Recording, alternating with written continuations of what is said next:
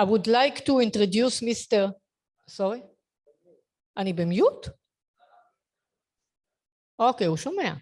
I would like to introduce Mr. Tim Lambert, CEO of Egg Farmer of Canada, to speak at our Israel branch conference of WPSA. Canada is a unique model which combines quota, fixed price for egg producer, and free market. We here in Israel appreciate very much you woke up in the middle of the night, 4 o'clock in Canada at the moment, to speak to us, and thank you very much, Tim. And we will advance your slides, so there will be no problem. Tim, it's your stage. Okay, appreciate it. Thanks very much, and it's a pleasure to join you this afternoon for you. And I'll start off by saying yes, it's 4 in the morning. I'm in Vancouver, Canada, on the West Coast, but I think I have to say it's part of the importance, I think, on talking about our system that makes it a pleasure to get up this early in the morning to speak to you. Just a bit of background for Canada. Just, we're not a large egg producing country on the global scale, but we're very vibrant and we're very successful, and we're good at it. So we have about 1,200 family farms from one coast to the other, and we have about 27 million hens producing eggs. And interesting timing, I would say, on this is in 2022, we are celebrating 50 years of our system in Canada. It started in 1972. And so later on this year, we'll be celebrating it. Next slide, please. This is something I'm really passionate about.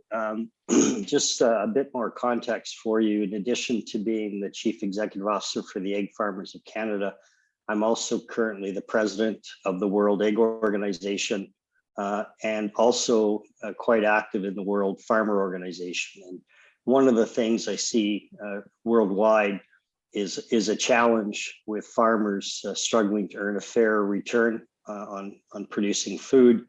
And you also see an environment where governments are decreasing their support mechanisms to farmers. And so really, part of my passion about our system is I think it's a system that can bring both balance and stability, but also is very modern. And I know you have a quota system in Israel. I've spoken on Canada's system to audiences around the world, and a number of them will say, oh yes, we had a quota system, or we used to have a quota system, but nobody has a system quite like ours. And I'm going to come to that pivotal point. I'm going to mention it now, and I'm going to mention it again. The government does not set the price of eggs, and I think that is a challenge within quota systems where the government sets the price, because you have to have market forces at work. So I'll leave that for now, but I will be coming back to it. Next slide, please. So let's talk first about, we call it in Canada, supply management or sustainable management. So let's talk now about what are the characteristics of having a sustainable food system. Next slide, please. So lots of definitions out there, but this one I happen to like.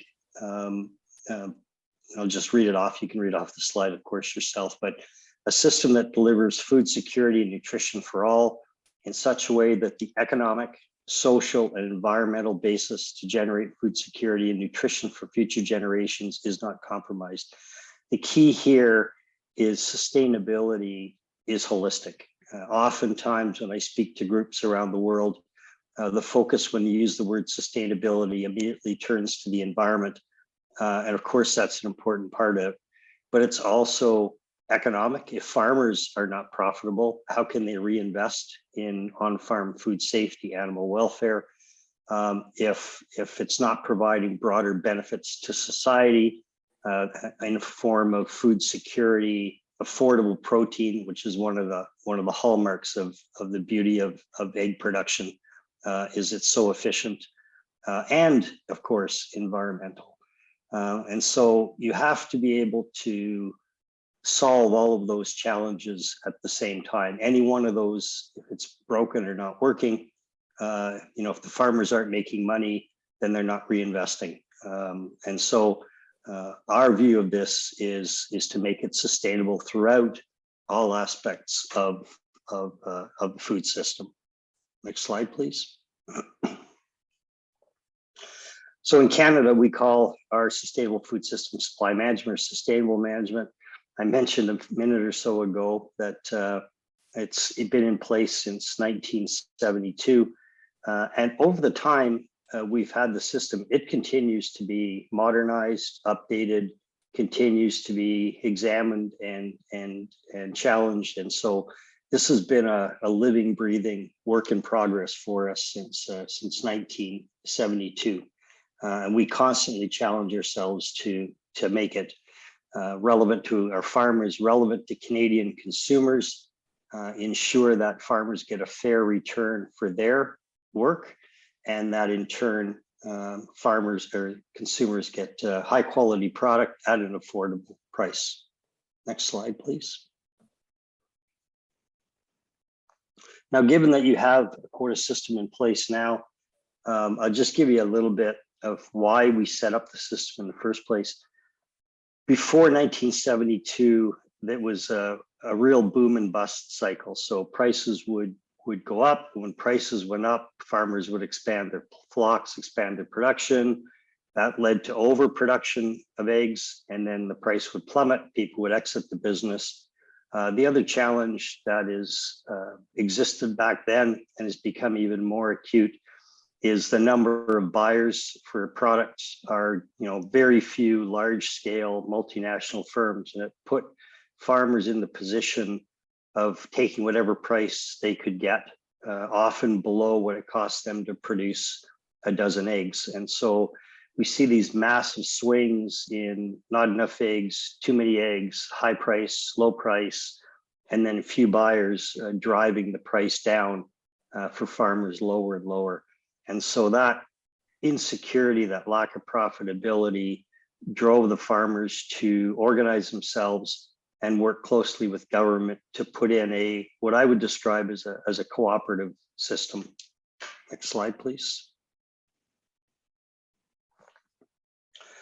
So, and by the way, this system exists in Canada in a few other sectors, but I'm going to suggest to you that the egg model is, even within that, very, very, very, very unique. And I'll get to that in a moment, why I think it's so unique. Next slide, please. Okay, so after we put the system in place, that created certainty and stability for our farmers. And there are three pillars that I will talk about sustainable management, but there's kind of a fourth that's also on this slide. First off is production planning. We extensively analyze what our market is, what it's doing, how it's growing, and ensure that we do not overproduce, which you'd be familiar with. That would be the quota part of this.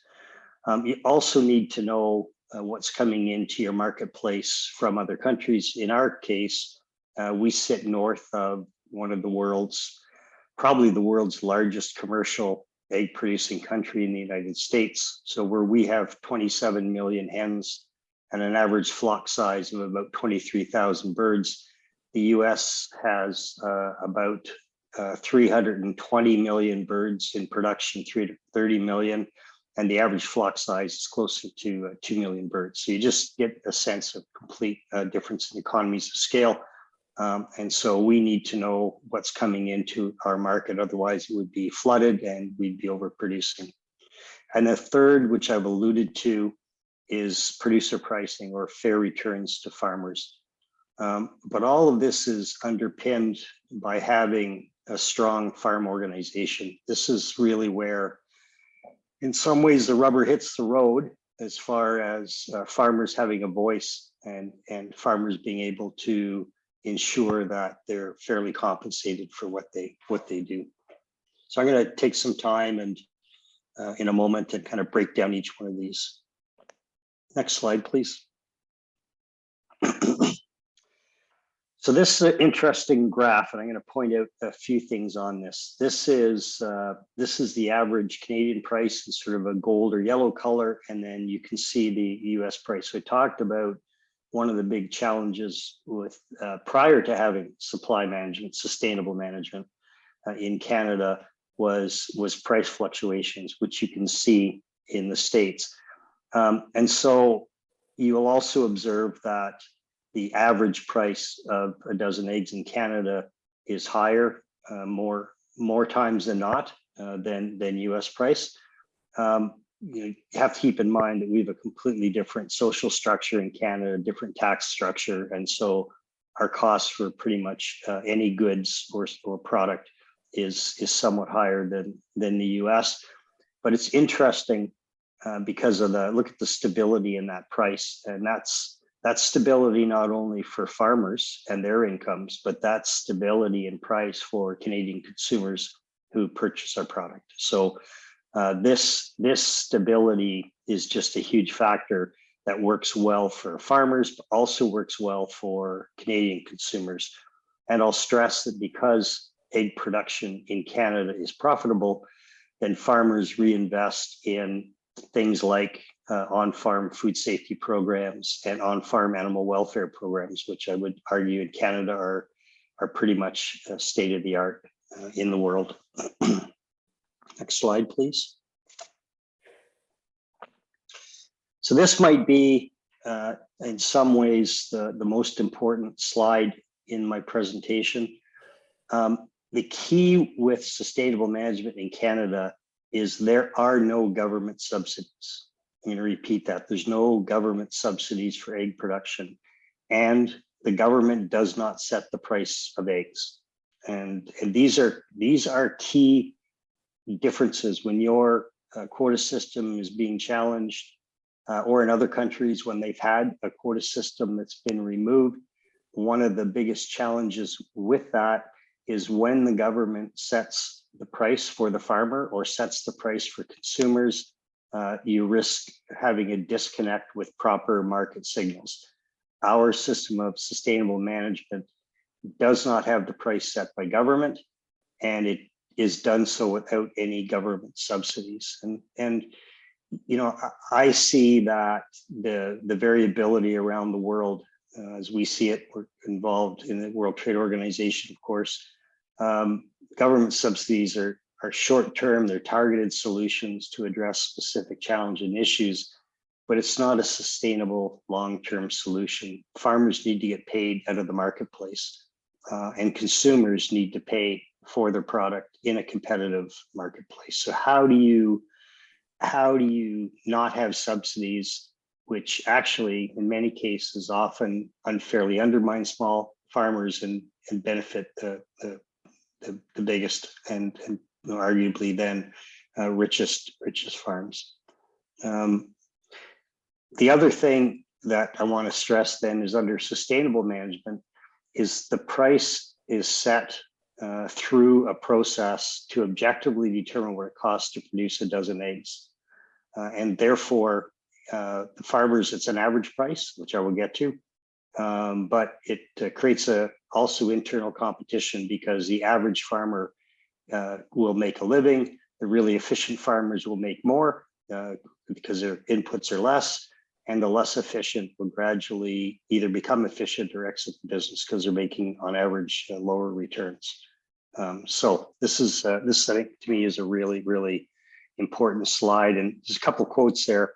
One from Jason Clay of the World Wildlife Fund, where he talks broadly about the need to take a hard look and assess whether agricultural subsidies are the best way to address food security and other basic human needs. We'll only succeed in protecting our planet and our food security if we change how we think about subsidies and how we use them. So this system is one that works without government subsidy. Next slide. Okay, so now that we've, sorry, if we just go back one for a second. There, thank you. So now that we've established that there's a need for a system that ensures fair returns to farmer, that adequately forecasts supply and demand so you're not overproducing. What I'd like to do now is kind of step through some of the key elements of our system. Next slide, please.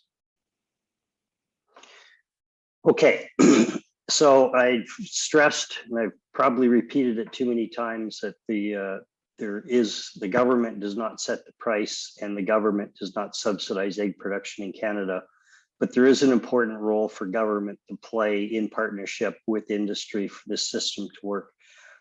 The first piece is, we call it enabling legislation. So I'm going to start to try, and hopefully it makes sense to you, is contrast what we have in Canada and then try to provide some food for thought or some ideas on how it might be applicable in Israel. You'll have to judge that for yourself, whether this all makes sense or not. But I think it's part of the dialogue that we ought to have about how to translate what we do in Canada to other jurisdictions. So what the government put in place federally is enabling legislation called the Farm Product Agencies Act.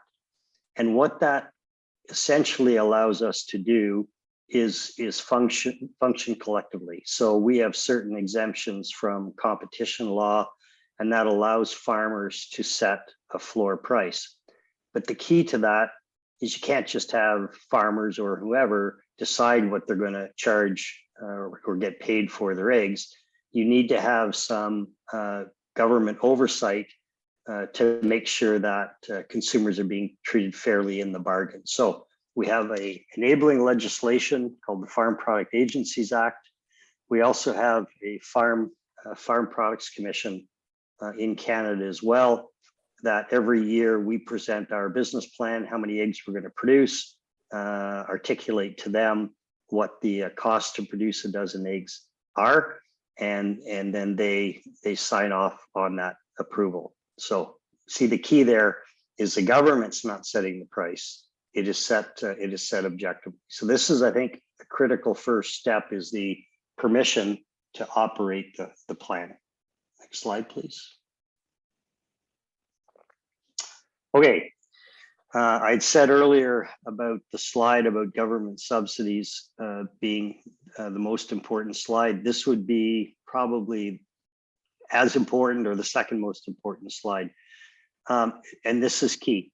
So what we do in Canada to determine what a farmer should get paid is once every 5 years, we go out to a national or international accounting firm, a Price Waterhouse, a Deloitte Touche, et cetera, and they go across the country and they do a survey of what it costs to produce a dozen eggs. So every factor is accounted for. So for example, a farmer says, I pay X for feed. Then you have to produce the feed bills and show and prove that that's what you're paying for feed. You say, I pay X for labor, show us your payroll. So it's audited by a third-party accounting firm. And myself as CEO, I see none of this data. This is all done anonymously, third-party, with the audit firm surveying actual farm data. And out of that, we determine what it costs to produce a dozen eggs in Canada. And that is the floor price that farmers get paid.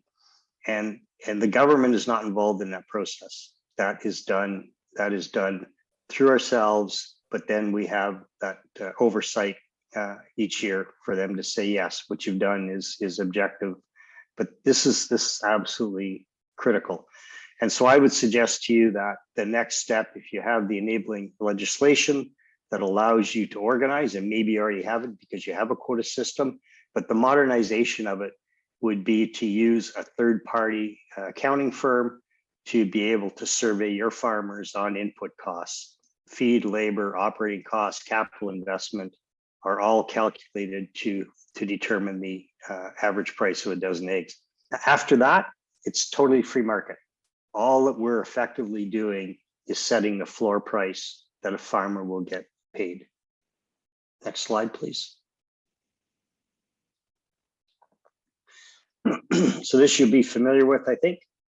So then we balance the supply of eggs through production planning. So we do extensive work to figure out what we need for supply. We have a formula. I won't get into that today. Perhaps if there's interest in this, we can dig deeper into it. But we have a process by which, as we add new production across Canada, how that new quota or new production is shared amongst farmers. But that's effectively what happens. Our industry has been growing quite rapidly over the last 18 to 20 years.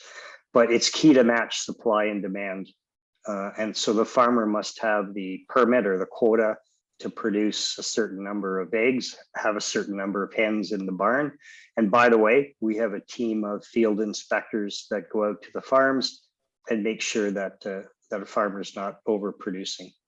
And there's significant penalties if somebody's overproducing. Can you go back just one more slide, please? There. So for Israel, our focus, I don't know enough about your industry, whether you do a lot of export of eggs, but we're very much focused on supplying our domestic market. Some imports are okay. In our case in Canada, various trade deals with the US or that used to be the Trans-Pacific Partnership, but there's several trade deals that grant access to other countries. In our case, it's almost exclusively the US. So about 7% of our production or 7% of our market needs come in from America. But the key is that you need to use all domestic eggs you would produce in Israel before you would allow imports. And so you need to work with government, and I think you already do that to manage that. Next slide, please. Okay, I'm talking now, the next piece of the puzzle is establishing a strong central farm agency and collecting levy. And I think this is a really powerful part of our story. So I work for 1,200 family farms across Canada. Egg Farmers of Canada is owned by the farmers. It's not owned by government or any other third party. It's owned by each and every one of these people as a collective or as a cooperative. And I think it's really at the heart of our sustainable management system. So we ensure that the farmer is not overproducing. We ensure that there's consistency across Canada in the implementation of on-farm food safety and animal welfare programs. We also are responsible for collecting a levy. So somewhere in here, people are asking, okay, we set a cost of production, which we do as well at Egg Farmers of Canada. Then how does the money flow? The money flows through on every dozen of eggs sold. A small amount of money comes back to us to fund operations of the organization. So in Israel, I don't know the state of play with your farmer organization, but you would need to, if you don't have it, establish a central transparent agency to oversee and manage the system and collect levy. And part of that levy is used to fund both marketing and, I say, promotional efforts, but also communicating the nutritional benefits of eating eggs, which is an important story. Next slide, please. Okay, so in summary, you've got production planning, so a quota system to manage all production and ensure you don't over or underproduce. You have import controls, so you know what's coming into your market, and you have producer price, floor price set through a national cost of production, independently surveyed by an independent third party, not a price set by government. Next slide, please. Okay, so implementing the system, let's just talk a little bit about some of the challenges and considerations. One is clearly it's focused on domestic production, and we think that's one of the benefits is it certainly we're not export focused. And if you try to export, there was a case many years ago in Canada where the dairy industry was exporting, and they were challenged by a number of countries through the World Trade Organization, and it was deemed that's fine, you can make your system work if it's focused on domestic production. And then you need to consider as well, if the government of Israel does agree to implement the regulatory framework you would need, they'd also need to be prepared to defend such a policy at the international level. I believe it's imminently defensible because it's done without government subsidy, as I've said a number of times through this presentation. Next slide, please. Okay, so let's now talk about kind of pulling this all together, the benefits of a sustainable management system. Next slide, please. This has been very interesting for me. I've been CEO here now for almost 19 years. I also spent a decade in the beef cattle industry on the genetics side. One of the things we've seen by working together, farmers can actively grow egg consumption. So our industry is probably 40 or 50% larger than it was a decade ago even. As well, the stability and the fact that egg production is profitable allows reinvestment. And I think it's fair to say that eggs globally, because of my role in the World Egg Organization, I know that over 90% of eggs are consumed in their local market. It's not an export dependent commodity like many others. It's hard to ship eggs long distances, obviously, without some sort of processing or cooking in the shell. So it lends itself to be a vibrant domestically facing industry. Next slide, please. And I can't emphasize this point enough. By having a strong central farm organization owned by the farmers, increasing retail concentration has put many commodities and many farmers around the world at a pretty precarious place when it comes to their profitability, where they end up always being challenged to take a lower and lower price. I'm not going to name names, but these large retail chains are multinational in many cases, and they're very good at putting pressure on their input suppliers. So this is key, by ensuring that farmers get a fair return, and yet that market forces are otherwise allowed to operate. You get an equilibrium in the system that doesn't exist arguably anywhere else in the world outside of our industry in Canada. And also, we've become very effective because we're organized, because we're collectively, because farmers get a fair return. We're very effective and very active in advocating for long-term policy initiatives that serve to strengthen our commodity. So we're good at what we do. Next slide, please. By definition, eggs are not only the most affordable form of animal protein, also the most biologically efficient. So the hen produces about 1 pound of protein for every 1.7 or so pounds of feed they consume. So remarkably efficient, which leads us to have the lowest carbon footprint. The only one that would be close to us would be farmed fish, but incredibly efficient. But we also have an amazing story to tell, this about nutritional benefits. So here you have sustainable, high quality protein at an affordable price.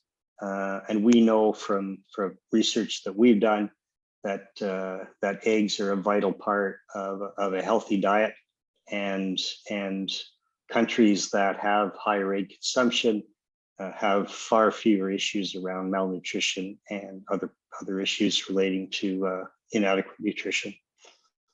So growing egg consumption has a positive impact on domestic nutrition. Next slide. This one would be less understood, but intuitively, I think it makes sense. If you have strong farmers, strong, vibrant agriculture sectors that are stable, like the egg industry in Canada, well, that has a ripple effect on the surrounding community.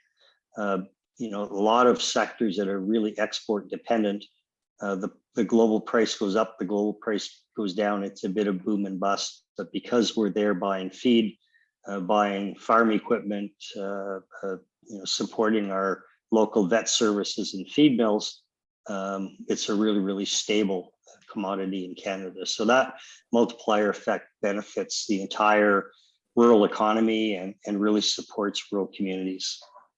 Next slide. This is a very busy slide. I'm not going to spend much time on it, but I talked about how much our industry has grown because of sustainable management.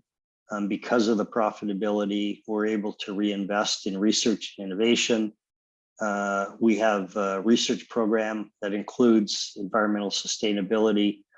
We do a lot of our marketing. It's almost the subject of another presentation, but with the faces and the voices of our farm families. And that's led to tremendous reputation that our farmers have with the Canadian public.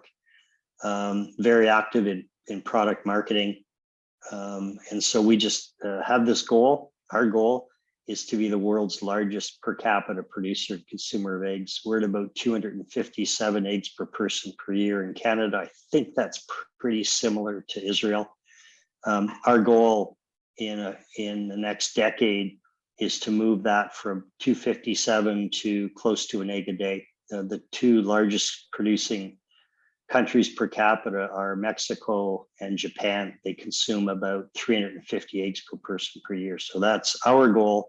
And we believe we can attain it because of this modern, although 50-year-old modern system of producing eggs in Canada, and a model that we think has application around the world. Next slide. So we see this as more, our 50-year-old system is more relevant than ever. And I think we're all coming through or continuing to work through a COVID-19 pandemic, but I don't know what it's like in Israel, but I can tell you in Canada, consumers are really focused on a domestic food supply and food security and eating local and consuming Canadian products. Export markets and agriculture reforms can create instability for farmers, either through government subsidies or farmers not getting a fair return. I think our system addresses both, and hopefully I've communicated that to you today. By working together, farmers can have a stronger voice within the supply chain in the face of domestic retail concentration. We aren't concerned anymore with weak or flooded markets because we're overproducing and farmers can plan for the future.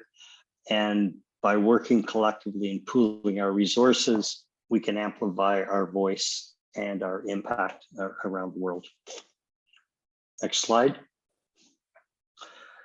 So thank you for your kind attention. I hope I've given you some things to think about. I hope I've communicated the difference between traditional quota systems and our unique system and the importance of market forces. And I'm happy to take any questions if there are any. Thank you. Thank you very much, Tim.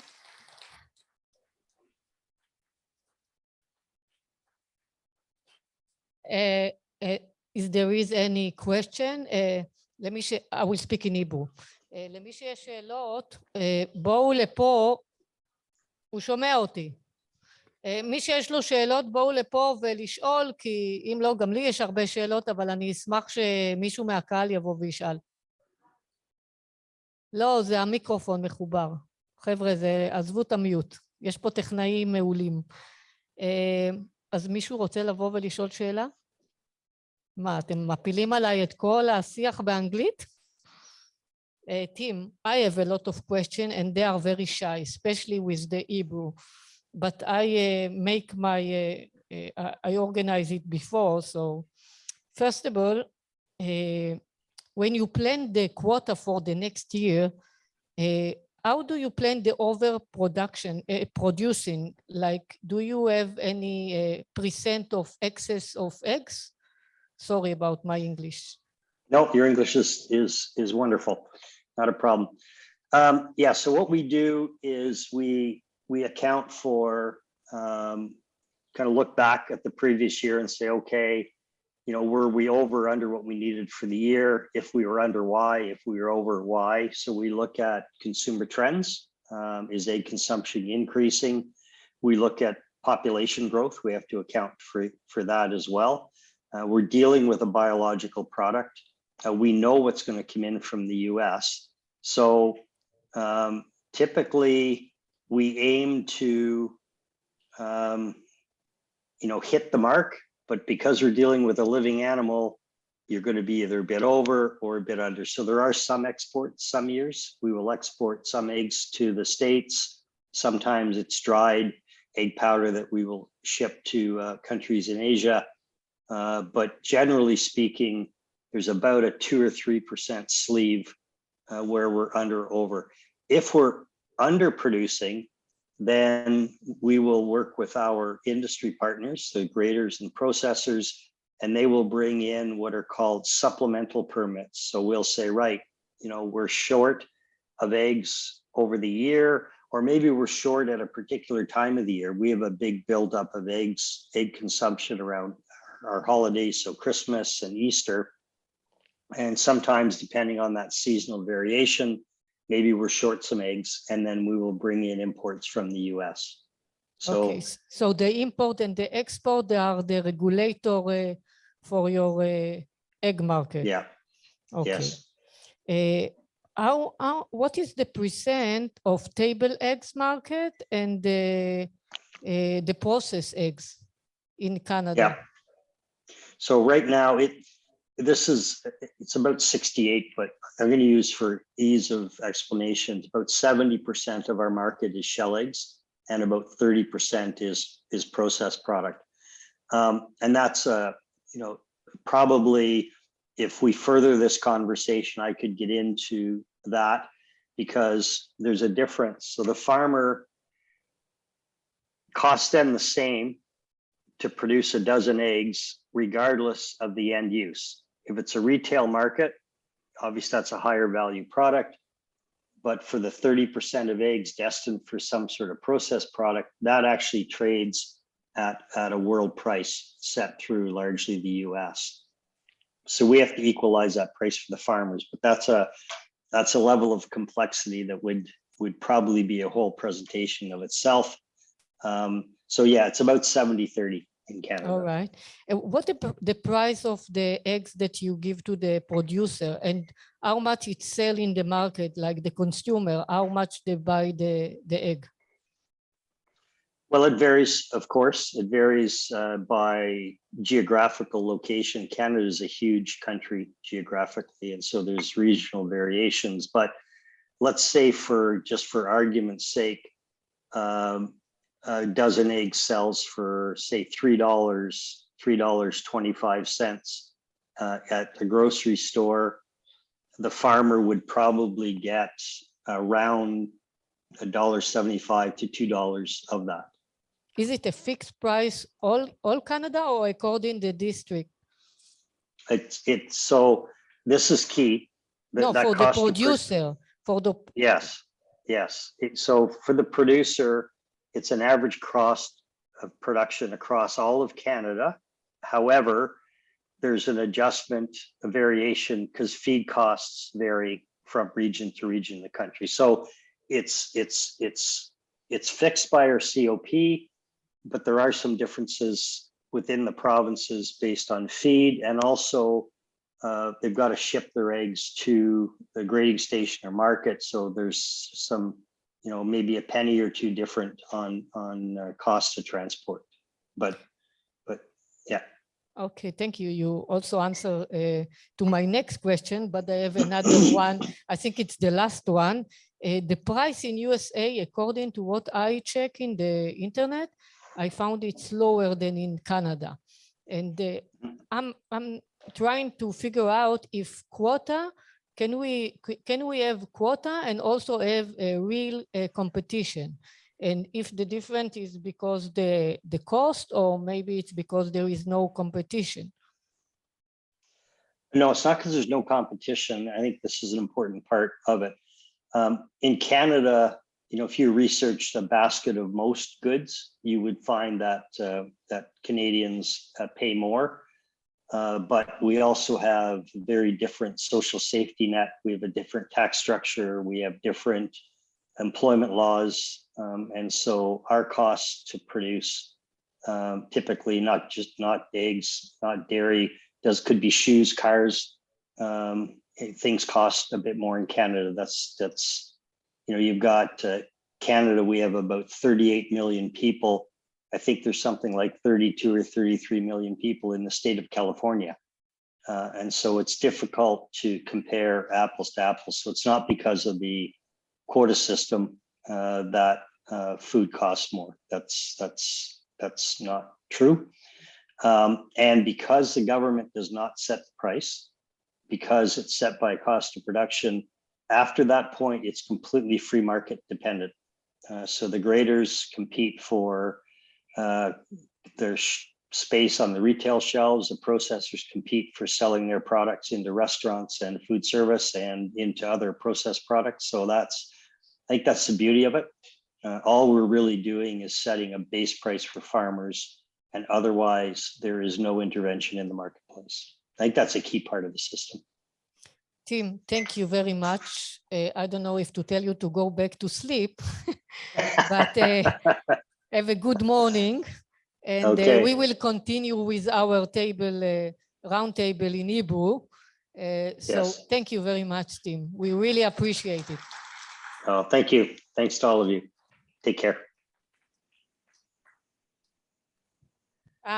Okay.